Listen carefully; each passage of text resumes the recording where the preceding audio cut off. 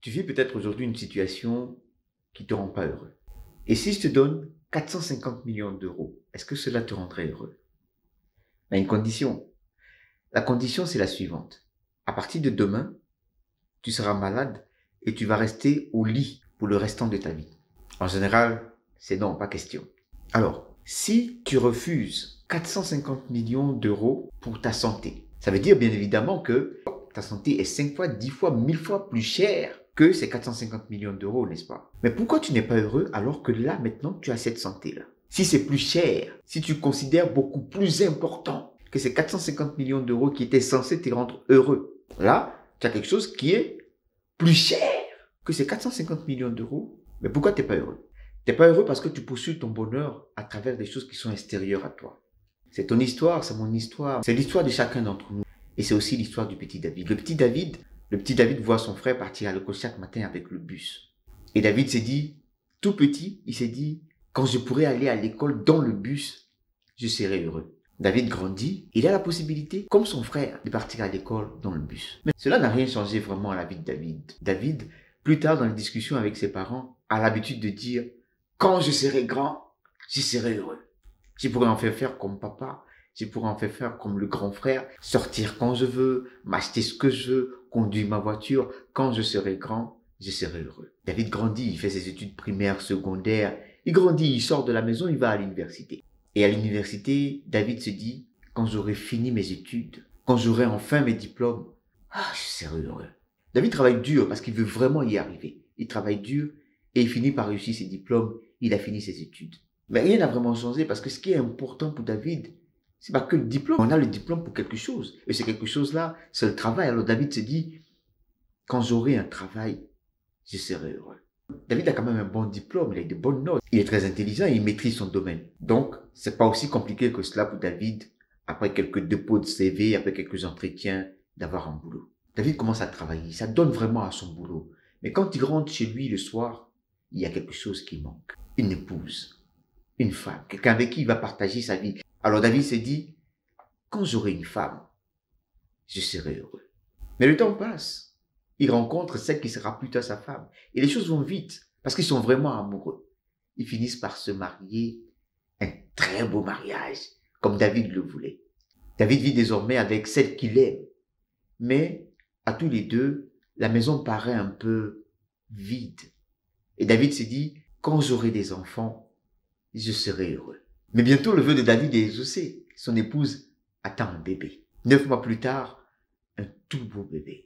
2 ans plus tard, un deuxième bébé. Ils ont 2 enfants désormais, 2 charmants enfants qu'ils adorent, qu'ils aiment. Les enfants viennent avec le bonheur, mais ils viennent aussi avec beaucoup de responsabilités. David et son épouse sont débordés. Les petits bobos, les maladies, les couches, l'école, aller prendre les enfants à la crèche, courir à gauche, à droite, c'est pas évident.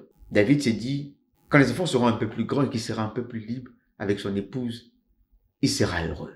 Les enfants ont grandi, ils sont à l'université, ils vont bien, leur vie se passe bien. Mais une chose qui préoccupe David, il s'est dit qu'il faut qu'il prépare sa retraite. Alors, quand il aura construit sa maison et qu'il aura mis un peu d'argent de côté, là, il sera vraiment heureux.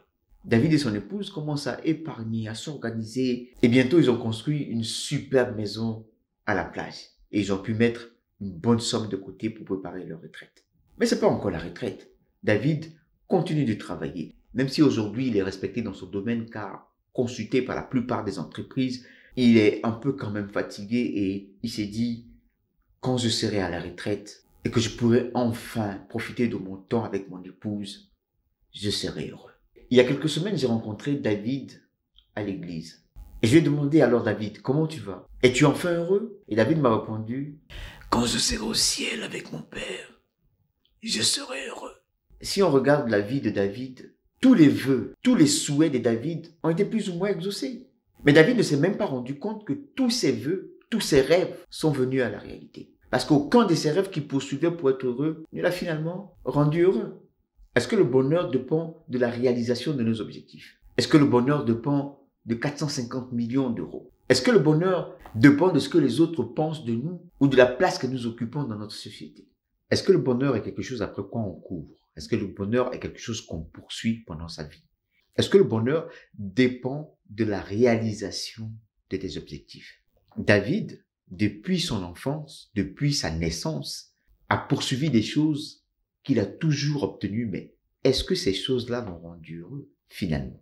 Ce qu'il faut comprendre simplement, c'est que la vie est faite de bien et de mal, de moments plus faciles, de moments plus difficiles. La vie est faite de manque et d'abondance. La vie est faite de paix et de souffrance. Il y aura des choses que tu vas obtenir.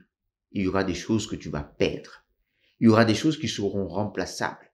Et il y aura des choses qui seront irremplaçables. Il y aura de la douleur et il y aura des moments de joie. Il y aura des moments de plaisir et il y aura des moments de manque. C'est ça, la vie. Est-ce que le fait de ne pas obtenir quelque chose ou de ne pas l'avoir aujourd'hui devrait faire de toi quelqu'un de malheureux? Ça voudrait dire que tu seras très souvent malheureux tout au long de ta vie parce que c'est des choses qui vont arriver encore et encore, même quand tu auras atteint le niveau que tu recherches, même quand tu auras obtenu ce que tu veux obtenir. Quand tu étais enfant, les douleurs que tu avais, les doutes que tu avais, tu les as dépassés. Mais est-ce que cela t'empêche, en tant qu'adulte, d'avoir des douleurs ou des doutes? Non, parce que c'est la vie. C'est les choses qui vont se répéter encore et encore. Alors, ton bonheur ne devrait pas dépendre de toutes ces choses-là. Le bonheur n'est pas quelque chose après quoi on court. C'est qu'il faut que tu retiennes au sujet du bonheur deux choses essentiellement, qui sont liées à deux questions. La première, c'est où est-ce que je trouve mon bonheur? Le bonheur n'est pas dans les buts que tu veux atteindre. Le bonheur n'est pas dans les choses que tu recherches. Le bonheur n'est pas dans tes conjoints. Le bonheur n'est pas dans tes enfants. Le bonheur n'est pas dans tes amitiés. Le bonheur ne peut pas être extérieur à toi. Le bonheur, il est à l'intérieur de toi. La deuxième question, c'est quand? Quand est-ce que je serai heureux? Quand je serai grand? Quand je serai marié? Quand j'aurai voyagé? Quand j'aurai atteint tel but? Quand j'aurai perçu tel argent? Quand j'aurai atteint tel niveau? Non, le bonheur, c'est maintenant. C'est un choix. C'est maintenant que tu décides d'être heureux. Et quel que soit ce qui se passe dans ta vie, quel que soit ce que tu rencontres, quelles que soient les difficultés, tu gardes ce bonheur-là au fond de toi comme quelque chose qui finalement t'aide à affronter la vie. Décide. Prends la décision d'être heureux et quel que soit ce qui se passe dans ta vie, regarde ce sur quoi tu peux t'appuyer pour aller de l'avant. On est ensemble.